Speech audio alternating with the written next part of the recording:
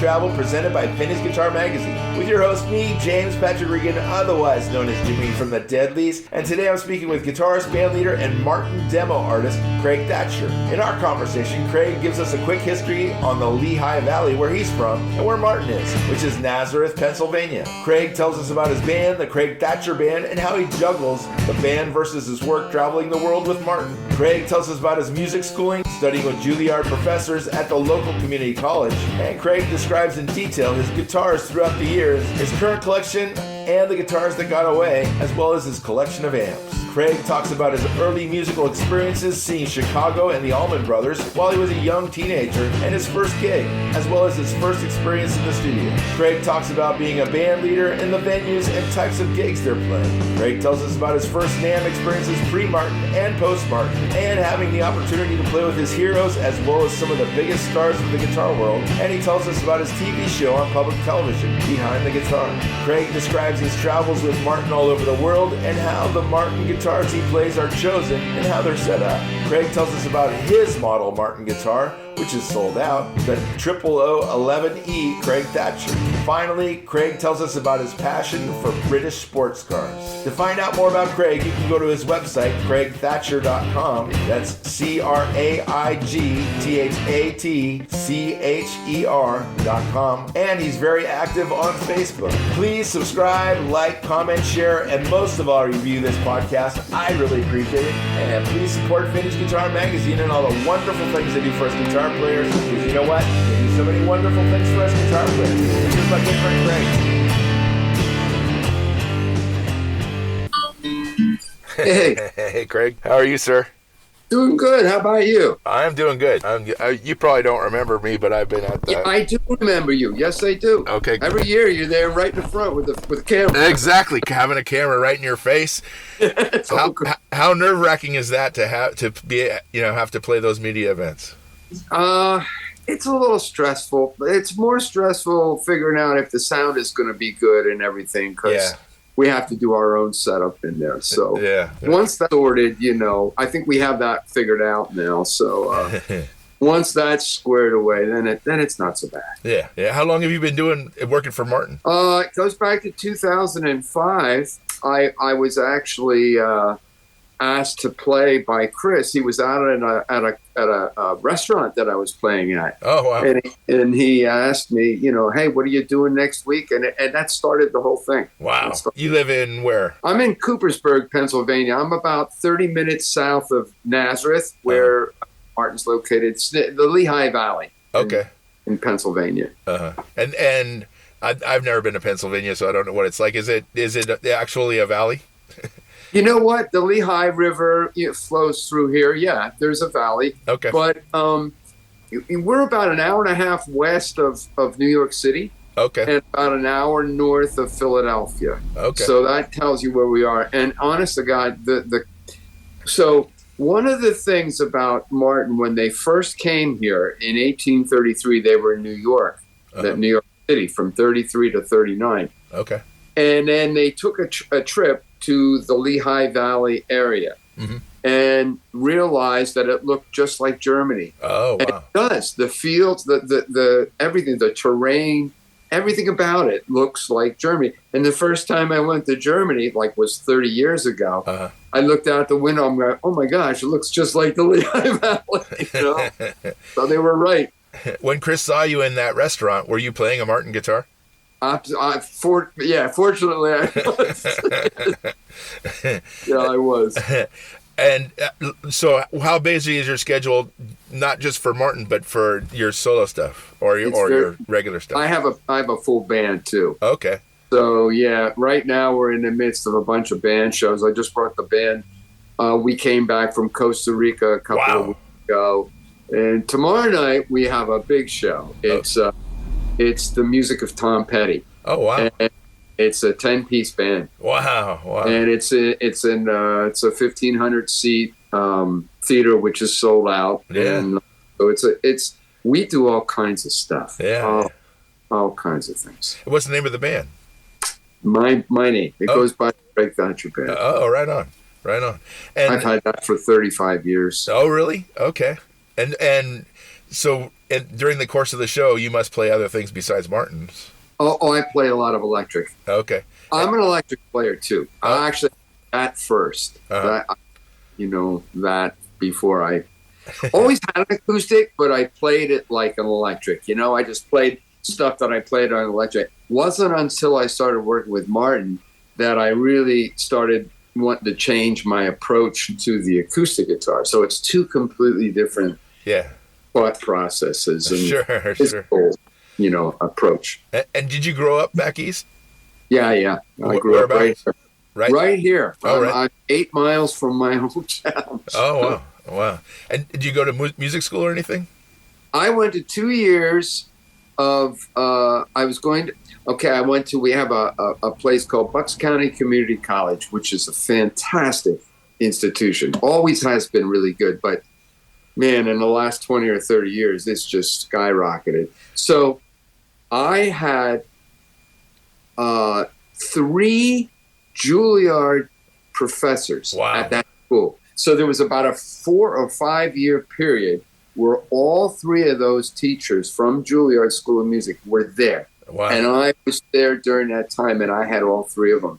Plus, the guitar instructor was the dean of guitar at Temple University. Oh, wow. So that's where I was headed. I was headed to Temple. Mm-hmm. And unfortunately, after 2 years, I went on the road with the band, and I just never followed. I never followed back. But, 2 years of music school is really good because that gives you all your foundation. And the other 2 years, you're primarily meeting people and playing events and things, networking, that sort of thing. But the first 2 years are real strong with diatonic and chromatic harmony and stuff. Yeah. So that was helpful. And did you play in high school as well? I played in elementary school. Oh, did you really? All right. Mm-hmm. I started in 1964. Okay. All right. So just before you were born, you started. Yeah. I started with the Beatles. Okay. All right. I started with the Beatles. I was almost 9 years old in 1964. And so we watched that show, and my father had an old Epiphone guitar here that he played in the 30s, which I have a picture in the living room of him in 1932 or 33, standing there with his parents with his new guitar. Wow. That's the guitar I started with. Wow. And do you still have that guitar? I do. It's in pieces, but I have it. I think you have access to a pretty good repair facility. Yeah, one of these days. Yes, I'm gonna rebuild it. And when you started, what was your first real guitar? Well, after the Epiphone, then I, of course, I wanted an electric guitar right away, right? Yeah. But they wouldn't get me one. They wanted to see if I was really interested or not. If it was just a passing thing. So, because I guess, you have to buy an amp and stuff too. Yeah. So a couple years later, I spent a good 2.5 years just working on that guitar. And then maybe 3. And then for my birthday one year, I got a Kent electric with a Premier Twin 8, which today is a very desirable amplifier. Okay. Yeah. I got that Premier Twin 8 and that Kent guitar. And after about 6 months, I realized the Kent guitar was no Stratocaster. It wasn't what I really wanted.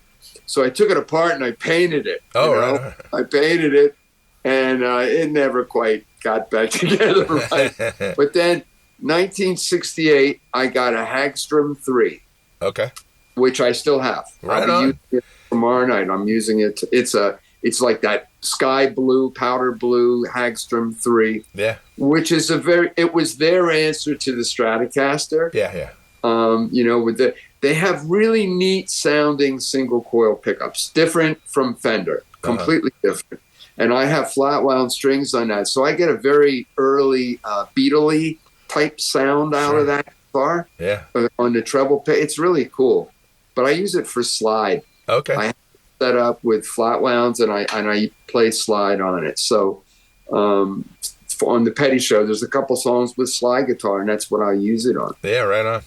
Then in 1970, after working a year with paper route and restaurants, I got a Les Paul Gold Top. So it would have been a 69. Yeah. 19 because I got it in 70, but I put it away in 1969 and paid. Gotcha. So that was my first really good guitar. Yeah. And what about? Were you exposed to live music when you were a kid? Yeah, my first big concert at the Spectrum in Philadelphia would have been around 1969, and it was Chicago on like their first or maybe second tour. And you know who opened up for them? The Allman Brothers. Wow. Yeah, that was my first concert. Wow. It was all downhill from there. Yeah, it was like I don't have to see anything else, right? And how taken were you with Terry Kath and Dwayne Allman? Terry Kath. Well, to be honest with you, I don't remember much about the Allman Brothers from that show. Okay. But I do remember the Chicago show. Okay. And Terry Kath was tremendous. And he's the guitar player that Hendrix used to talk about. Sure. And he would say many quotes where he'd say, "Hey man, that cat from Chicago, he knows how to play." And he did. Yeah. He really did. He was playing a Telecaster. Uh-huh. Oh, right. I remember that. I can picture it in my head. That Telecaster.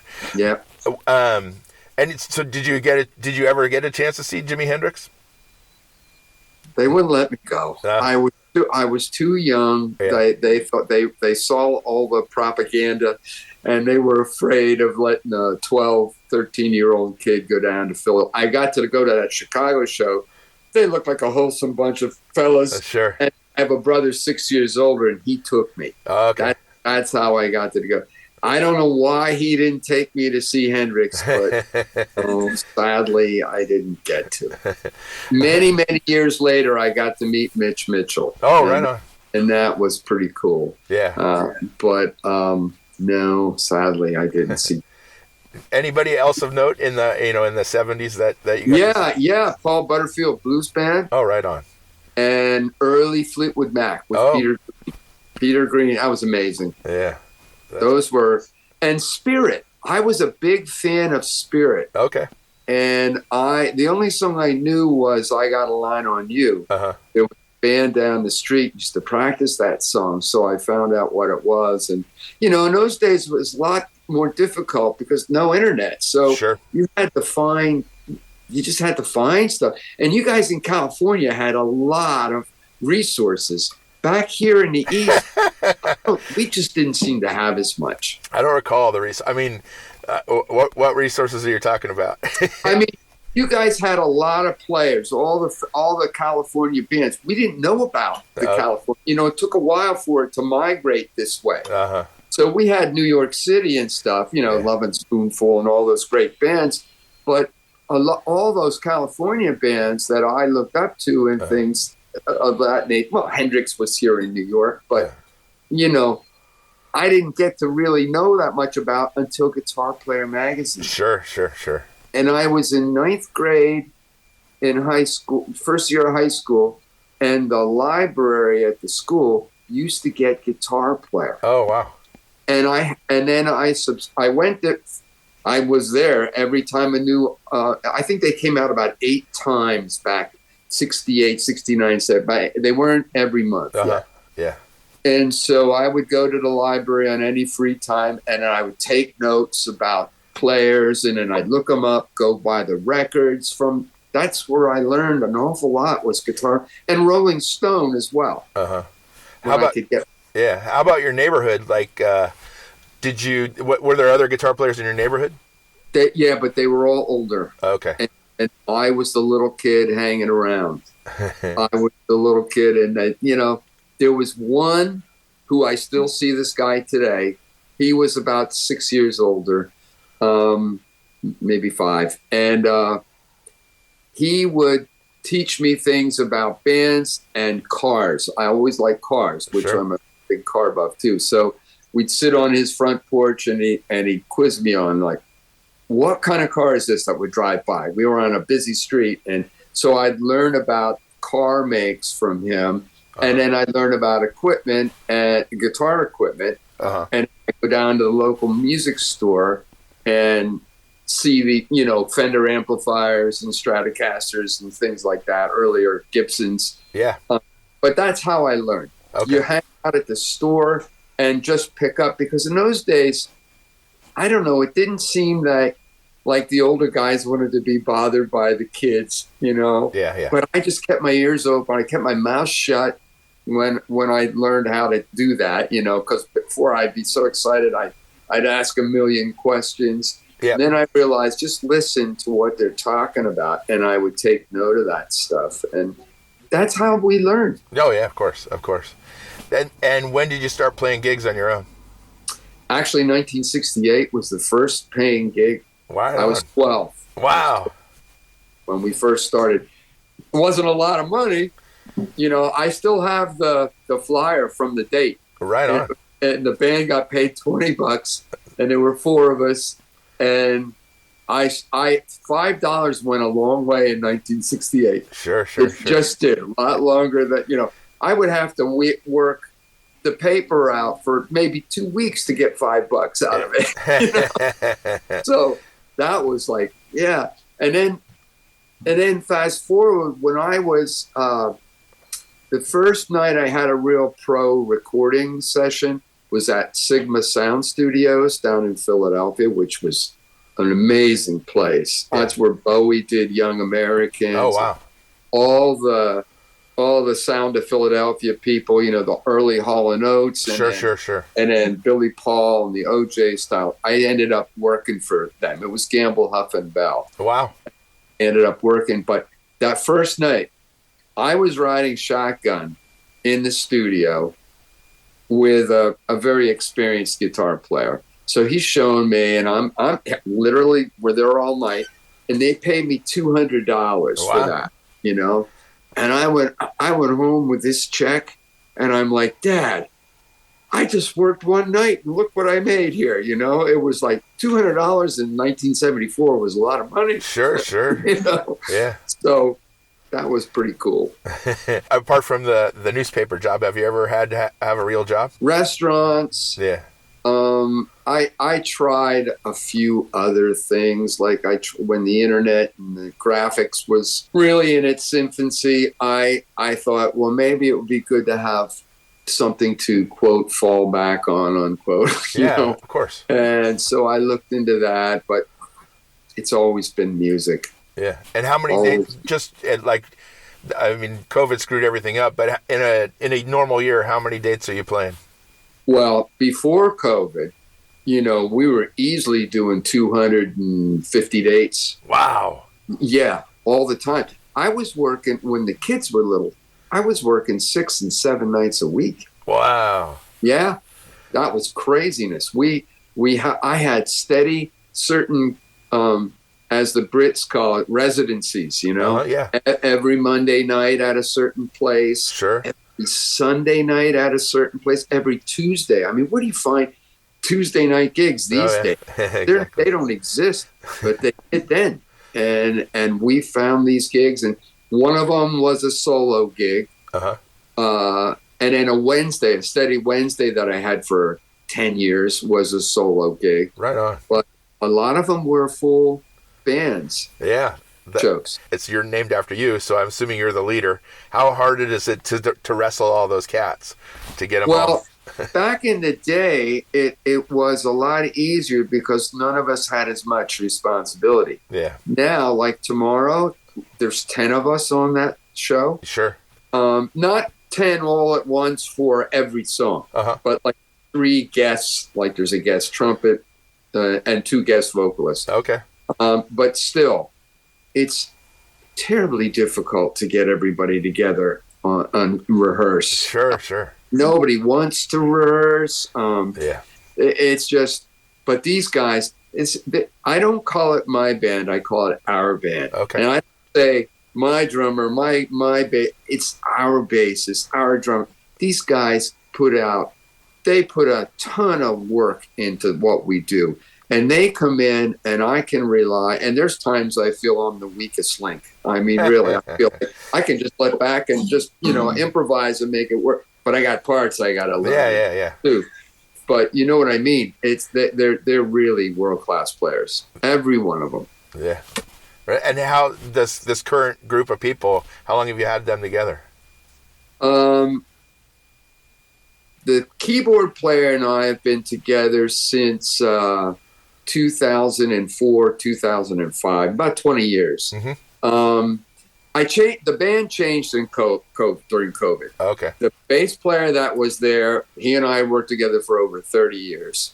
But COVID split that all apart. Sure. The original drummer, the drummer we have now, I met him when he was 15. He's about 61 now. Okay. And so I've been playing with him for off and on. Yeah.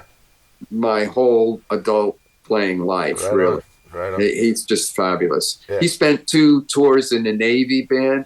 Wow. So the only time that we were really apart. Yeah. You have to be pretty damn good to be able to be in the Navy band. I had 2 drummers from the Navy band. Wow. The one just prior to Billy came back in 2020. The one just prior to that was also for 12 years. He was a Navy band drummer too. Wow. But you're right. Those guys know what they're doing. They know what they're doing. Everybody, all the musicians in the military bands, they're all timing and sound, technique, tone. They got it all down. They got it all. Yeah. Had you been to a NAMM show before you started working for Martin? Yeah, there was a guitar company called PBC. I don't know if you remember that name. I'm going to put it mid-90s. Okay. And they were actually located here. Did you ever know who John Pierce was? Like John Pierce Strings? Yeah. John. Well, I knew John. Okay. He was an eccentric Englishman. Really, very interesting character. Yeah. I mean, he and Mary Faith Rhodes, who played dulcimer, who was a friend of mine. Okay. They were major stars in Europe. They would tour for years. They were really, really well known in Europe. And he came over here. Then they started touring here. She was like probably the number 1 dulcimer player in the world for a long time. Wow. And John had that storytelling, heavy British accent, great look. He looked like you. He had long blonde hair, and he was really a cool guy. But one week he'd be doing music. The next week you'd see him on TV with a cooking show. Oh, wow. He was all over the place. Wow. But he's sadly missed. He died way too young. I think he might have been in his late 50s, early 60s. But okay. He was the guy. So he was the P in PBC guitars. Got it. And they had a very interesting concept. Dave Bunker, who came from Seattle, was like the only person in the world that I ever saw play what was called the touch guitar. He invented it. He played it. A lot of other people bought it, but they couldn't do what he could do on this thing. It was pretty amazing. So he was the B, and C was the financier, the guy who backed him. Okay. Paul Chernay, his name was. But they're all gone. But that guitar company was right here. So I would go over and sit in, and they'd say, what do you think it is? What do you think of that? Yeah. Play it, and give them tips. Next thing I knew, I'm at the NAMM show. Okay. And I'm playing with Arlen Roth. Oh, Arlen wow. Roth and I are sitting there, because these are like they're kind of like, picture an acoustic Telecaster with F-holes, but it's electric, and it's kind of had that look. All right. So we did some ads for Guitar Player magazine. When I look back on them, they're pretty embarrassing, but it was just pretty crazy. But we're doing that stuff, and the DB, the person at NAMM who goes around with it, he comes by, and after about 5 times, she shuts me and Arlen off. I'm like, hey, if you want us to turn down, Arlen's like, well, let's just do it. And we did it, and we got shut down. It was fun. He's a tremendous. I haven't seen him since those times, but what an amazing guitar player. Sure. Well, a lot of respect for him. How do you juggle your duties with? I don't know how often you have to do stuff with Martin, but how do you juggle that between that and the band? Well, that is sometimes the challenge, but I do give Martin a priority. Okay. And they know that. Like there'll be like we're going out next week. I'll be out all next week. Then Chris and I go to Europe in April. Okay. We've been all over the world, like a lot. Wow. Yeah, I've seen places and been places I never even dreamed that I'd get to. And a lot of places I hoped I'd get to, I've been like multiple times with Mark. So I have sincere gratitude to this whole experience. Sure. I'm really, really thankful and grateful. Yeah. But I do give priority to Martin. Fortunately, a lot of the Martin work is not over the weekends, but sometimes the travel is. Yeah. So if I will give certain dates at the end of the year for the following year, I will send and say, listen, I'm holding these dates or these weeks are what I can hold for you, and then book around that. That's what I do. And do you do all the booking for the band? Yeah, I do. I've had agents. I've had people help us. We always end up getting screwed, and it's better.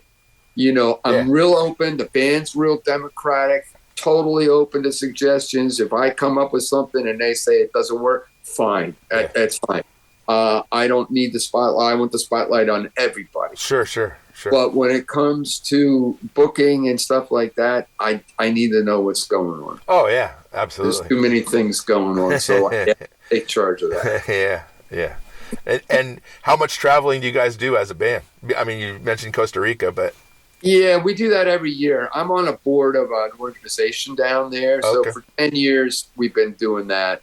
And I started out with the Blues Festival down there, which they say is coming back next year, but I don't know. I did it for 3 or 4 years, and then I continued on my own. So the band doesn't really travel that much anymore. We used to go to Germany a lot. Okay. In the early 2000s. But we're mostly regional, tri-state area. Okay. Right? A lot of really local stuff, because there was a time where when the kids were little, I didn't want to be away. Sure. So I just built it up around here to where I could get home at night. Yeah. And I still really appreciate that. Sure. Doing that. Yeah. Because they're all grown up now, but yeah, that's why. And what kind of crazy places have you been with Martin? Oh boy, places I never dreamed of: Turkey and Israel. I've been all over Asia. Wow. Not just Japan and China, but we go to Hong Kong. I've been there a half dozen times. Wow. Taiwan is really we're going back there in the fall. Some of the Croatia. Wow.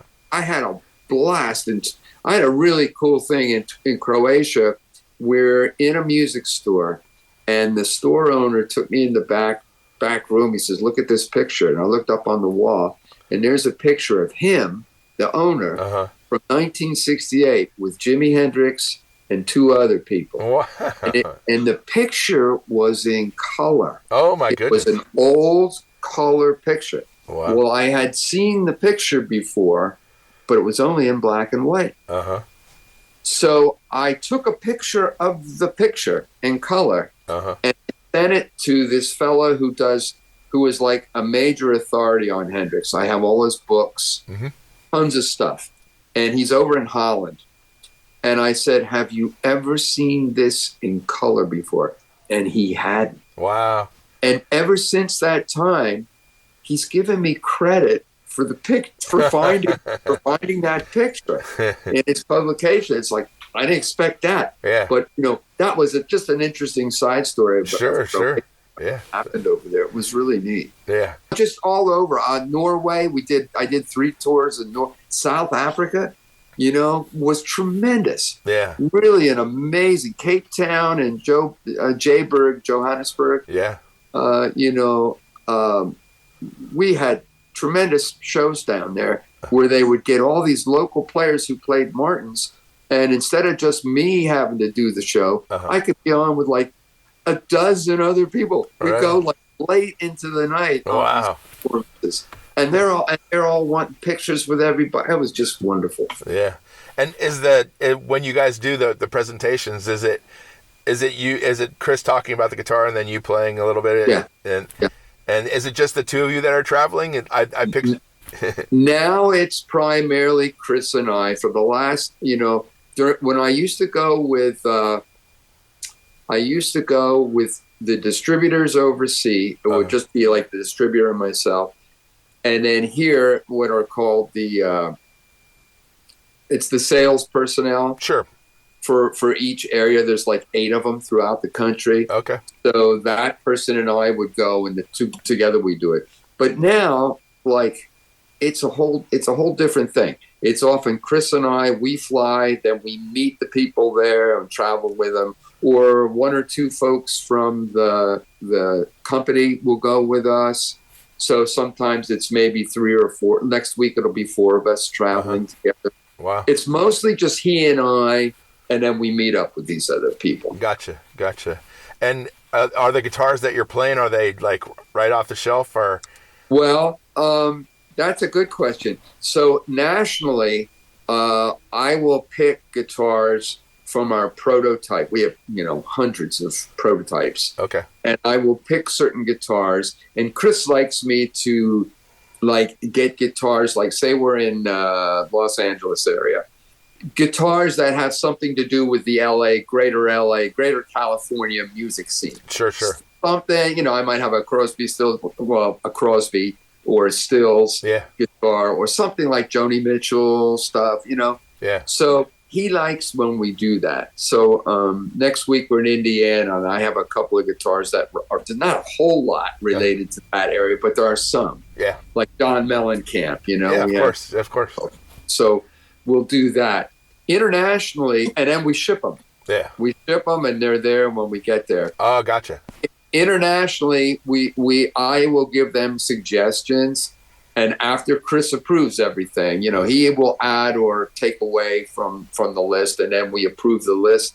And they will have, like I might say, well, if you have a single O, a double O, a triple O, a dreadnought, maybe a rosewood, and a mahogany, and then you take it from there. Then they'll supply guitars because it's too many to travel overseas. Yeah, of course. A lot.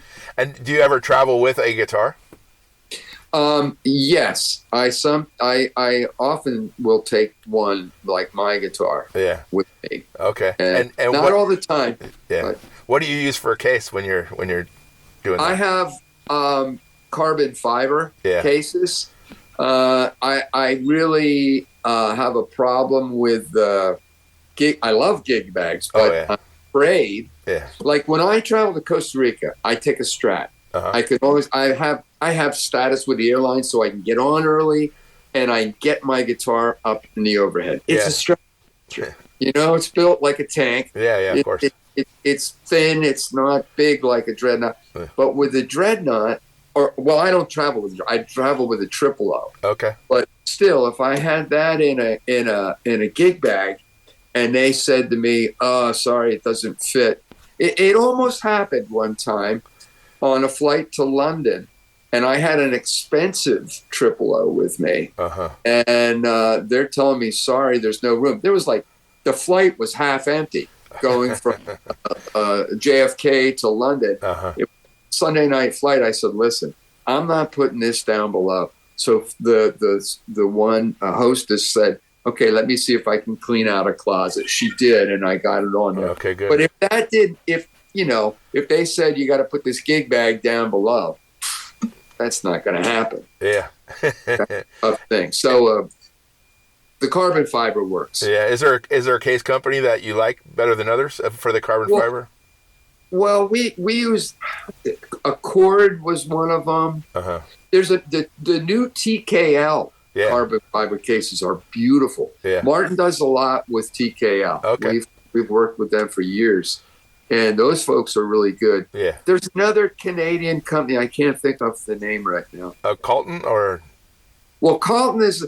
I haven't used their carbon fiber. They used to have fiberglass cases. They were super protective, but they were very heavy. Yeah. But today they've all gone to the carbon fiber, and they've got much, much lighter. Yeah. Yeah. So they're doable, you know. and the guitars that you take or that you pick to have shipped, who sets them up? Do they? We have a good man back in Martin, Graham Osborne, good friend.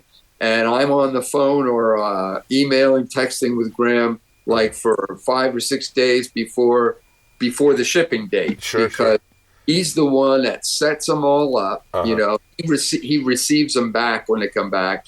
And then if there's anything that needs to be done, and then he restrings them.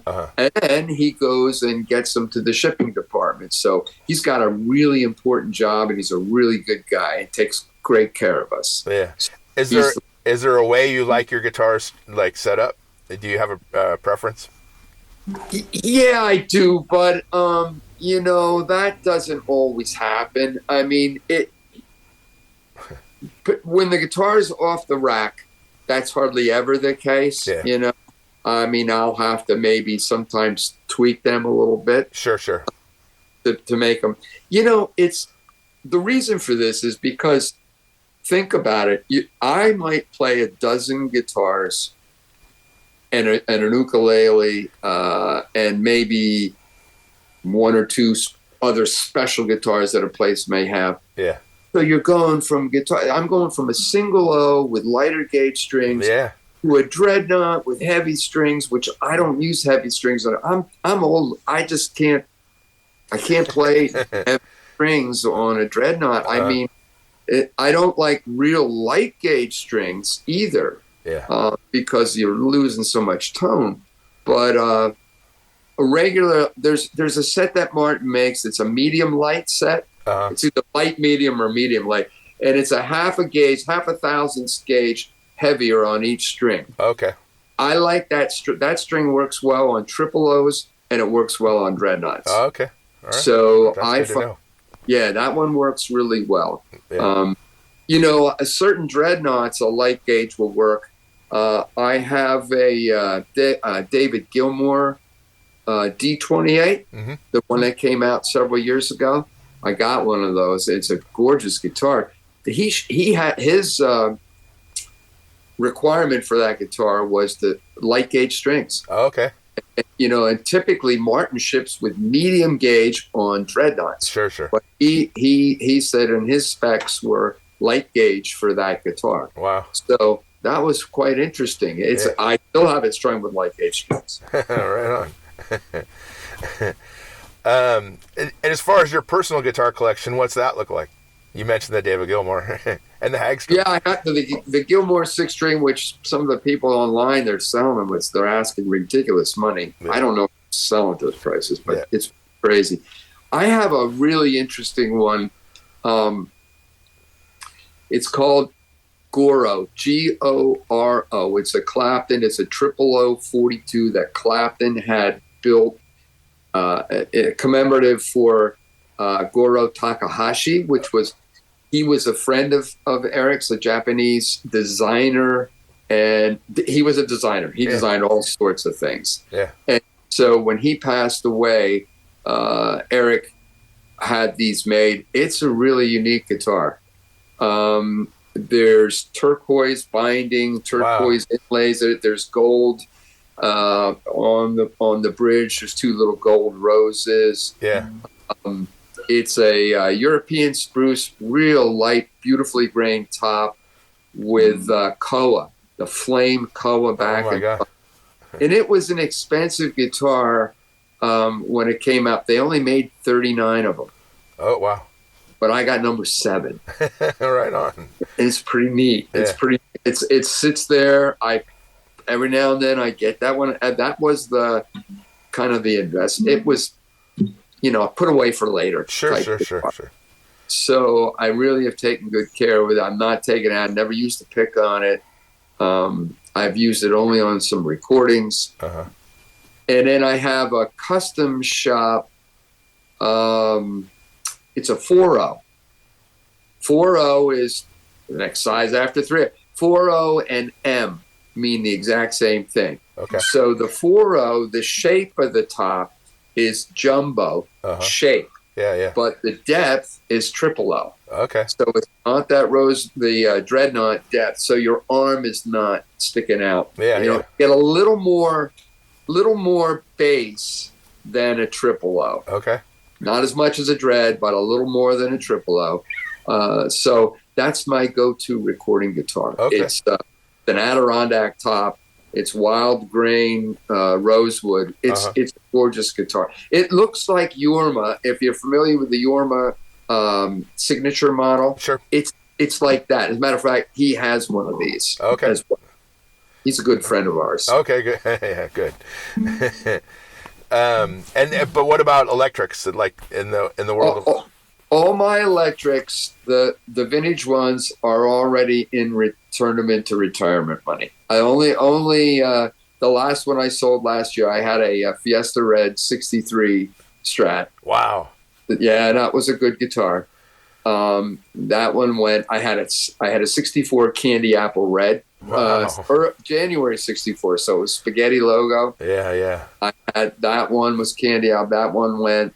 I'm sorry to hear this. At a 1960 all factory mono non-stereo ES345. Oh, right on. It's never been altered. I checked all the wiring. Of course, the PF sounded marvelous in that guitar. That was a wonderful guitar. But it was a stop tailpiece. It was factory stop. It never had the vibration. It really had some significant differences from the ones that you normally see. Yeah. But when you sell these, where do you sell them at? I have buyers that I've met through the year. I never brokered anything. I've always gone direct. Okay. I have buyers, people who I've known through the years. I keep their names and numbers, like the Strat last year. There was a guy who we were going back and forth with talking about guitars, and he mentioned that he liked these guitars. And 3 or 4 years later, when COVID hit, I thought life was over. Sure. As we all did. I started selling stuff. Yeah. And I looked up his name, and lo and behold, he came and bought it. Okay. Wow. It's one of those. So that's what I've done. Now with the Goro, I may do something different. There are some very reputable people right around the area in Philadelphia. There's some good people that may help. It's not just I'm not just being selfish wanting all the money. It's that I'd rather have that one-to-one. Oh yeah, type, of course. Direct. Yeah, of course. If possible. So, but you're playing guitars, so tomorrow night you're going to have the Hagster, and what else are you going to have? Okay, so I have a 59 RI. That is a great guitar. I like it very much. I have a very good friend who has a real 59, and I'd like that guitar, but oh my God. it's not my price range. Yeah. I don't worry about this one. If I had that one, I would worry a little bit about it. Sure. But this is a good one. I searched for over a year, and I actually found it on a Martin gig in California. Oh, we were in San Diego, I believe. Okay. And I found it in a shop there, and I bought it and had it sent back. But I looked for a year for the right one. Sure. Sound, feel, weight, the whole thing. Yeah. Neck, and I found it. Yeah. And then I have a master-built 2004 50th anniversary Strat. That's a wonderful guitar. It's really a good one, the master-built series. Sure. But you know what? The go-to Strat for just regular gigs is a 56 custom shop that I got back in 2010, I think. 2009 or 10. Came from a fella in Canada, and we're talking about it. He says, this neck is different from any one that I've ever had of the custom shops. He says, I think you're going to really like it. And it came, and he was absolutely right. It's my go-to guitar. Right. It's just great guitar. And so the only older electric I have right now is I have a 1970 335. Okay. And that's that Norlin period. Yeah. But that's because I've always had a 335, yeah. and it's a great go-to thin line, you know, for that sound. But my amps are all vintage. Are they really? Okay, let's hear about those. All my amps are vintage. I have Tweed Fenders. I have a Champ that I use for recording. I have a 59 Super. Wow. I have a 1960 Martin amp. Do you really? Yeah, it's it's a great shape. I have a 64 Ampeg that is very cool too. I use that rehearsal here. And then I have a 65 Vibrolux reverb. Yeah. And a 66 Super reverb. Right on. A 66 Pro reverb. Wow. What else? Oh, I have a 64 Blonde Bandmaster. It's that transition. It's the blonde cabinet and head with the black face. Yeah. So they went it wasn't the brown, but it was an all black vinyl. So Tolex. So that's all original. Original Bensons, everything, never been touched except for the three-way chord. You know, that's the only thing I really do. When you have those two-prong chords on stage, it's a death wish. You just hit the wrong thing in the shot. Oh yeah, it's the worst. But there's a new amp. Oh, I have a 66 Deluxe reverb too. Oh, right on. Yeah. And there's a new one that I use a lot. It's called a Down Brownie, and it's from Cutthroat Audio, which is in Idaho. And this fella makes an awesome amplifier. The Down Brownie is based on a 1963 Deluxe, which was brown, brown Deluxe, no reverb. And what he did is, it's a single 12, and in the circuit, he put 3 circuits. It has that circuit, it has a Tweed circuit, and it has ATM 45 circuit. Oh, wow. So you shut the amp down, and then you can make that switch. And honest to God, they sound amazing. And it's a 6V6. Oh, wow. Other than the Deluxe reverb, it's the only 6V6 amp that I have. Okay. Because I always like 6L6s. Sure. Or I have Marshall stuff too. I forgot. But I have old Super Lead, and which I can't use anymore. It's 100 watts. It'll kill you. Oh, yeah. You know, and a big 4x12. I don't use that stuff. I have it, but I don't use it. Yeah. But, you know, EL84 or EL34 or 6L6s. Depends on the sound that I want. I just got rid of Bad Cat. I sold a Bad Cat that had EL84s in it. One of the early Bad Cats?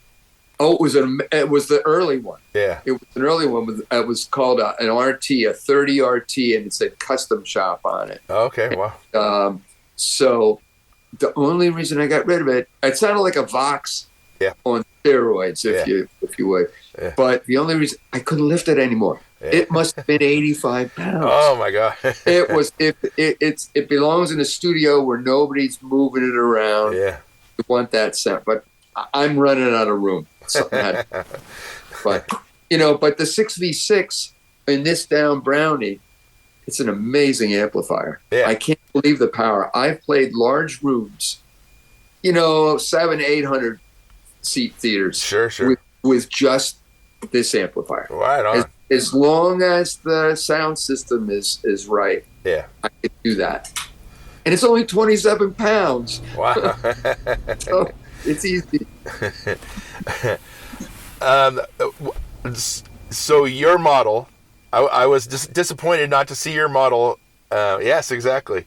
At the NAMM show, I don't know if it was there or not, but you no, just this one was there. We sold out really fast of your model. Like it's embarrassing. It sold out like in a day or two. Oh my God! How many were there? How many were made? They only made 35. Okay. They made 35, and it just was very popular. Yeah. As soon as it was introduced, we had an event and sold 9 at the event. Wow. Like the day it was released. I was like, oh my gosh. Yeah. What are the specs for your model? It's a 000.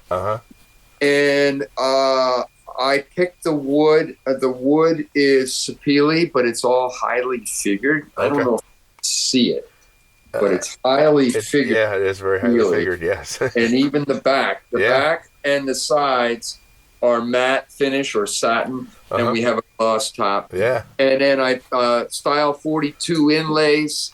It has the bridge, the fingerboard, and the headstock are all natural ebony, meaning they haven't been dyed. Okay. They're streaked. Yeah. It's the way they're found in the tree. Yeah, of course. So it has a really interesting combination with the way the contrast with the top with that is really pretty. And then I wanted the herringbone because that's my favorite. Yeah. Give me herringbone and I'm fine. That's all I really need on a guitar. Yeah. The herringbone and then the antique white binding, which is not a bright white. It's more ivory colored. Sure. Ivory colored, not ivory, but ivory colored binding on that. And those are the specs. Right on. Yeah, that sounds like a great guitar. It's fun to play. It records extremely well. It's very balanced in tone, Yeah.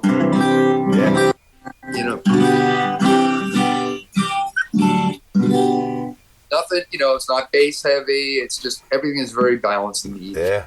But when you record with it, I'm pretty blown away with the recording sound from it. Sure. Yeah, really works. It has an LR Baggs Element pickup in it. Mm-hmm. So it's a very, very, very basic pickup, but it's getting it. It's. We wanted to keep the price down. Yeah. It sold for $19.99, so we got just under $2,000. Yeah, so. That's a great guitar. Thank you for that price. That's fantastic. Yeah. So in your trips and being at the NAMM show, have you had the opportunity to meet people that were your heroes? Without names, I've actually gotten to work with a bunch of my heroes. I had a TV show called Behind the Guitar for PBS. Okay. Oh, really? And, wow. Yeah. I did 11 shows in front of an 85-person audience. And my first guest, I had asked Jorma. I knew Jorma. And I had asked him. He's my acoustic guitar mentor. Okay. He is so brilliant and so nice, and he was so kind to me, always has been. And I can't say enough about him. But I asked him to be on the show, the first artist on the show. And the premise was we bring on an artist that was known, and I would ask them questions. We'd maybe play together if they wanted, or they'd play by themselves. Most of the times we played together. Right on. So I asked him to be on it, and he was very gracious. Sure, I'll come on. And I went out to the bus to meet him the day of the show. And we're all set up on the stage. The audience is in there. He gets off the bus. Jack follows him off with the bass and an amp. And I'm thinking, oh my God, I got hot tuna for the very first show. So that's what it was. We went back and reset the stage. We all played. It was just, I should send you the promo. Yeah. I have promo still of the three of us on that stage. Yeah, do it. It is so cool. It's one of my prized possessions, the fact that. And then the next show, I had Roger McGuinn on. Oh, right on. And Roger was so great that, he was such a big influence on me as a kid. I mean, the Byrds stuff. Yeah. I really learned more about Dylan from the Byrds than I did from Dylan. Of course, I went back. But, I would hear the Dylan songs, but then I'd hear the Byrd renditions of them. I go like, wow, that's really neat. Roger, and he went on and on talking. Every show was a half hour. He kept going. So I said to the camera guys, keep it rolling. Yeah. So we got 2 shows out of Roger. Right on. He did excerpts from a lot of every song you would know. And it was so amazing. And then Chris Hillman. Oh wow. I met Chris before, and so Chris came on and did it. And that was enlightening, and wonderful. So I have a lot of respect for him. Yeah. Petty produced his last album. That was the last Petty did, was other than his own show. Sure. That was the last thing he produced. But and G.E. Smith is a friend of mine. I play with him every year. We play a big party together. Okay. And so he plays with our band. Like we'll open up and then bring G out, and the two of us. And we've done a lot of shows together. He's a wonderful guy. Yeah. And what a band leader. Oh my gosh. He's probably the world's finest band leader, musical director. He can do it. And I'll be seeing him soon, actually. And at this past show, I had met Freebo 10 years ago. And we would periodically email and stuff. But then we got to play together. I think it was at a party. A house party. Okay. He's touring with Alice Howe, who is tremendous, vocalist, young lady who, great singer-songwriter, plays a Martin. And we did this house party together, and we all just hit it off. Really had a great time. So I invited them to sit in. It sounds like I should have been sitting in with them, but I invited them to come to the NAMM show. That's why they were there. So on that Thursday, we all played together. Oh, fantastic. And now we have a gig coming up on Monday night. This coming Monday night, the three of us will be playing together, too. Right on. So, Rebo, Bonnie Raitt, all that early Bonnie Raitt music. Yeah. That was awesome to be able to work with it. There's a bunch of them. There's a bunch, opening for Steve Miller. And, wow. And Steve was really neat. So he's a very good friend with Dick Boat, who was a good friend of mine. Okay. So that's how I met Steve. That's how I met a lot of people through Dick. But Steve Miller, what we were doing, what they called the Boat Bash at the same theater that I'm playing at tomorrow. Okay. So Dick retired from Martin, and he had all these players. John Mayer, I have a picture here. We're playing LJ and myself and Dick and John Mayer and Steve and Yorma. I'm looking at the picture right now. And Steve was very businesslike when he came in. I didn't know. I had never met him. And he was, really being firm, nice, but firm, and directing. And I thought, how am I going to break the ice here? Because I want to talk with him. Yeah. And so on a down moment, I went up to him. I said, your number 5 album meant so much to me as a kid, and I still play it nearly daily. I opened the door, and he just went on and on and on about who was on it, how they recorded it, moved it from Nashville to California, the whole story. But that album, and that was a real groundbreaking album. Sure. Yeah. And apart from, your band and Martin, what do you do for fun? I have an old TR6, a 73 totally restored TR6. Right on. I do that. My wife and I love British mysteries. We have all the British channels, Acorn and BritBox. We love watching those. Yeah. We love hiking, and we walk. I get 2.5 to 3 miles a day, at least 6 days a week. Yeah, good for you.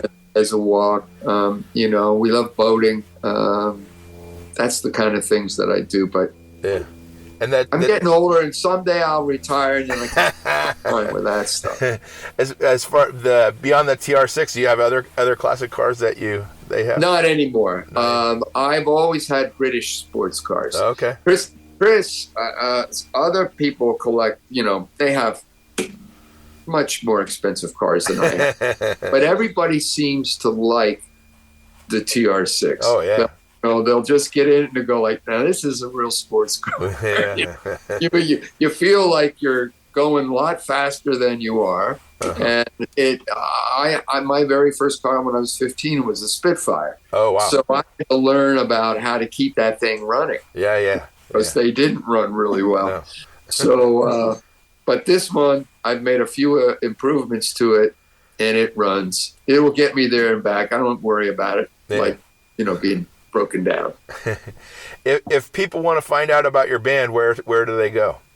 The best thing, I have a website. I'm in the midst of building a new one. Okay. So it's CraigThatcher.com. It has everything about the band and what I'm doing and the scheduling. But my Facebook page is the one that I do all the advertising on. Okay. That's really, it's just not the band pages. I'll share it to the band, but just the Craig Thatcher from Facebook. Pennsylvania. There's one in California. That, he's a drummer. Okay. And I have the domain name. Okay. And he had asked me a couple times if I was interested in selling it, but I'm not yet. Yeah. But that's where I post everything. Okay. Well, good to know. It's been wonderful talking to you, Craig. I really appreciate this. You too. Thank you so much. And I always enjoy your guitar playing. I mean, I haven't been exposed to your band yet, but I will be. And I hope so. But under pressure at the NAMM show, you shine, and it always shows. I'm glad you recognize that. That makes me feel really good. Thank you. You should feel good about it. It's great. Thanks. Well, thank you, Craig. You bet. I'll see you at the next NAMM show. I hope so. Thank you. Bye-bye. You bet. Thank you. Thanks for listening to Have Guitar Will Travel. You can catch up on all the things I'm doing at thedeadlies.com. And I'm on all the social media platforms as well. And please support Vintage Guitar and all the wonderful things they do, because they do many, many wonderful things for us guitar players. Thanks. Please subscribe. Please tell a friend. And I'll see you guys next week. Bye, guys.